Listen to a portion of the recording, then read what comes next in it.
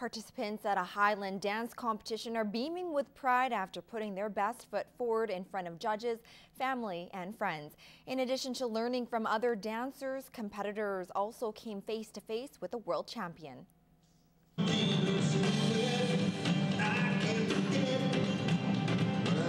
After 4.5 years in Highland dancing, Haley Brown says the reason she loves competing is because of all the people and how supportive everyone is, and I love to dance with my friends. Like for most of today, I danced right beside one of my friends. 6 dance routines later, and Brown is content with how she performed, highlighting some of her strongest points. My turnout and my elevation, and I think my presentation's pretty good too. Of course, every competition is a learning lesson too. Lessons these athletes will continue to improve on for the next event. I need to work on my pointing my toes and half points. I have pretty flat feet, so it's a little hard, but I'm working on it. I think I can work on my turnout and memorizing the dances in my head.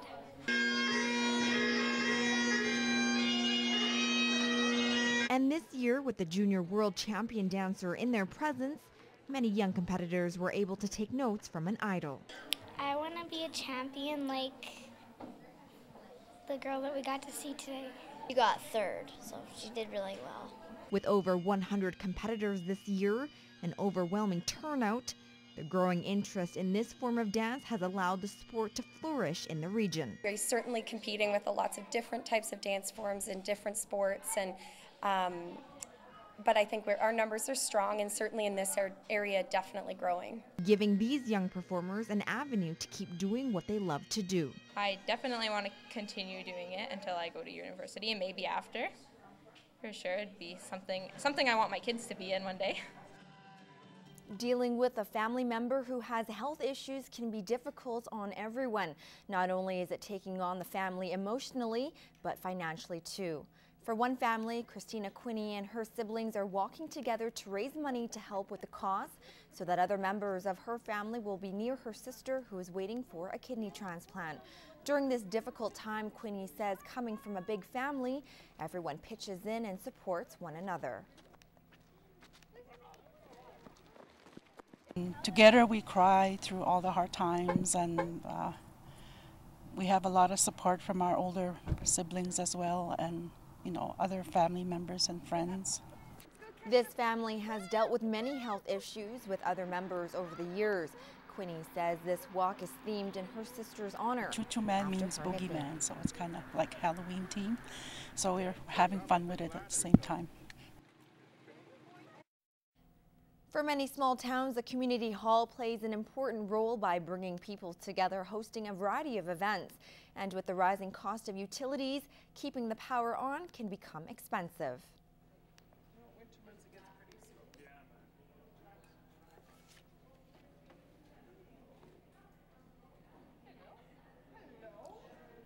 Blackfoot tends to be somewhat of a bedroom community, and it's sometimes hard getting the people that live here involved. So if this helps to bring them out, that'd be awesome.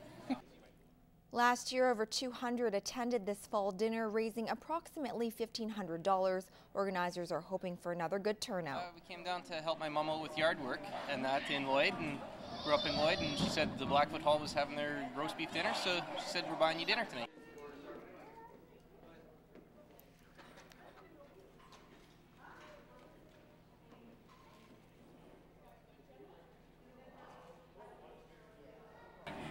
To utilities and just ongoing maintenance, janitor bills, like all those little things that you don't think about.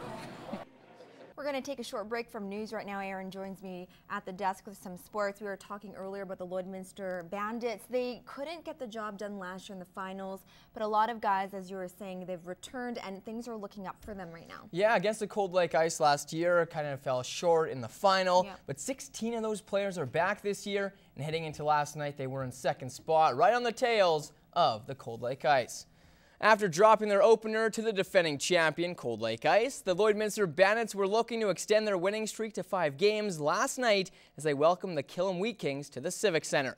pick it up 2-0 Bandits late in the first. Lloyd looking for more. Colby Gervais spots a wide open Jarrett Wayhill in the slot, but Landon Schmidt makes the stop. The Bandits keep peppering Schmidt in the second. In on the 2-on-1. Kyle Stark over to Kennedy Baum, but he can't slip it past Schmidt. Later in the frame, the Bandits work it down low. Keep an eye on Tanner Hush, who falls in the corner.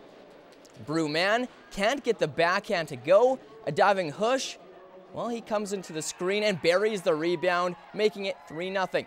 8 minutes after that, the Banditos strike again, this time on the 2-on-1. Anthony Regnier feeds Nathan Newman, backhand top Ched. What a beaut. Lloyd in front 4-0. Tempers start to flare shortly after that. Alan Baker and Curtis Clarkson go toe-to-toe. Clarkson landing some bombs, drops Baker. I give him the decision. Late second, man chips the puck to a streaking Newman. This time he can't crack Schmidt. The Bandits improve to 5-1 on the season and take this one by a final of 5-1. Elsewhere around the Junior B sked last night, the Cold Lake Ice also picked up their 5th win of the season, freezing the Vermilion Tigers 7-3. And the Vegreville Rangers were in Saddle Lake to battle the Warriors, but at this time I don't have a final to report to you. Watching the Bobcats hoist the Interflex Cup Championship this season could happen if Cats fly. Well, after having an October to remember at 8-0-1 and on a 10-game point streak, the Cats did fly today as they flew to Fort Mac for a date with the Oil Barons. It seemed as though the Orange and Black were a little jet-lagged to start, as the Oil Barons struck 3 times in the first before Matty Marcineau scored on the power play to make it 3-1 after 20 minutes. Kyle Harris potted one in the second to put the Cats within 1, but that's as close as they would get as Fort McMurray added 2 more in the third to snap the Cats' 10-game unbeaten streak and hand them their first loss in October. 5-2 is your final. Fort Mac also goes up 2 points on the Cats in the standings.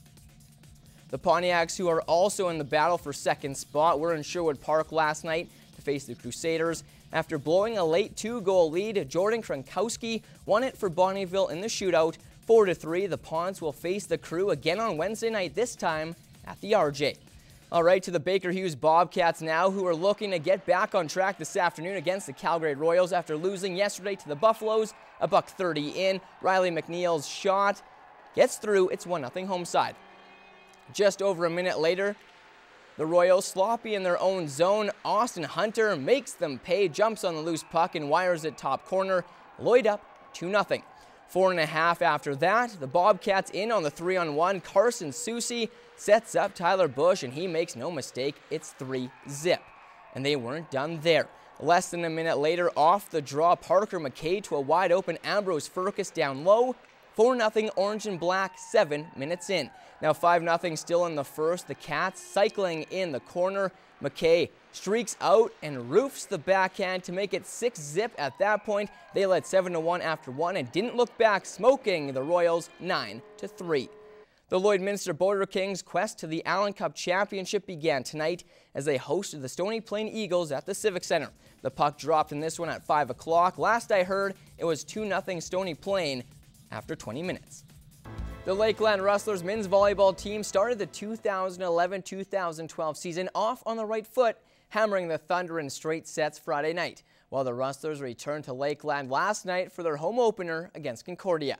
After dropping the first set 25-17 to the Thunder, the Rustlers bounced back in the second here. They stuff them.